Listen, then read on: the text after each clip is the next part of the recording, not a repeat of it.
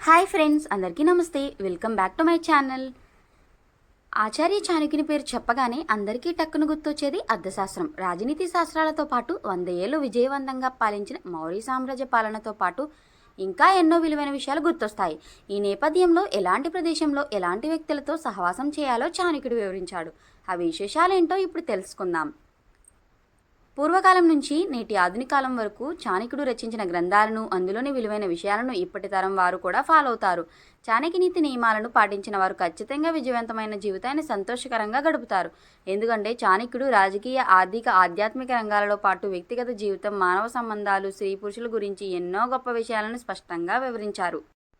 చాణక్యుడి ప్రకారం కొందరు వ్యక్తులతో కలిసి జీవించడం అంటే చాలా నరకమనే చెప్పాలి. అలాంటి వ్యక్తులకు, ప్రదేశాలకు ఎంత త్వరగా వీలైతే అంత దూరంగా ఉండాలని చాణక్యుడు వివరించాడు.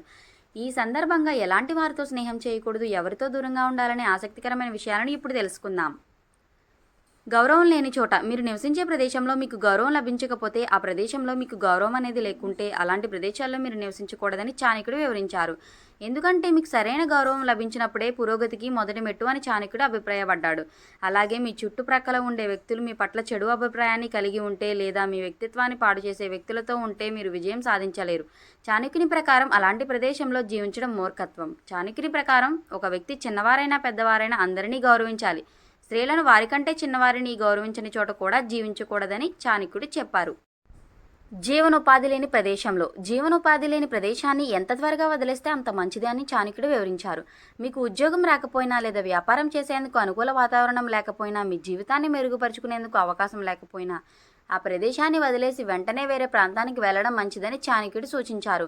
దాన ధర్మాలు చేసే వ్యక్తుల దగ్గర ప్రతి మనిషిలోనూ జాలి, దయ, దానం చేసే గుణాలు ఉండాలని పెద్దలు చెబుతారు. ఇలాంటి గుణాలు లేని వ్యక్తుల మధ్య నివసించకూడదని చాణక్యుడు చెప్పారు. ఎందుకంటే ఉదార స్వభావం, దయ, దాన ధర్మాలు చేసే వ్యక్తులు ఉండే ప్రదేశంలో జీవించడం ద్వారా మాత్రమే జీవితంలో పురోగతి సాధించగలరని చాణక్యుడు వివరించారు. ఇలాంటి ప్రదేశంలో అందరూ ఒకరినొకరు బాగా చూసుకుంటారు. ఆపదలో ఆదుకోలేని వ్యక్తుల మధ్య, మీరు నివసించే ప్రదేశంలో ప్రజలందరూ ఒకరినొకరు ఆదుకోవాలి. ముఖ్యంగా ఆపద సమయాల్లో మీ సామర్థ్యం మేరకు వారికి భరోసా ఇవ్వాలి.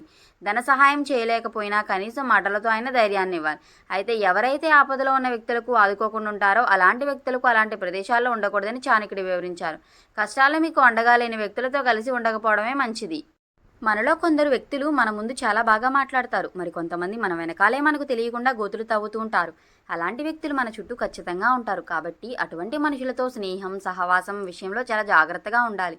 అందుకే ప్రతి వ్యక్తి తమ స్నేహితులను చాలా జాగ్రత్తగా ఎంపిక చేసుకోవాలి.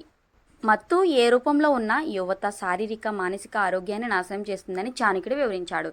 మద్యం, సిగరెట్స్, డ్రగ్స్ అలవాటు ఉండేవారు తప్పుడు మార్గంలో పయనించే అవకాశం ఉంది. అలాంటి వారు కుటుంబాలను కూడా ఇబ్బందులకు గురి చేస్తారు. Thanks for watching. Please subscribe to my channel. Don't forget like, share, comment.